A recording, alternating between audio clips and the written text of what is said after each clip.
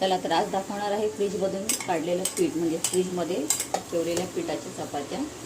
काही जणांचा प्रश्न असतो की चपात्या या चांगल्या होत नाहीत किंवा चिकटतात, फुगत नाहीत. तर तसा गैरसमज आहे, काही नाही.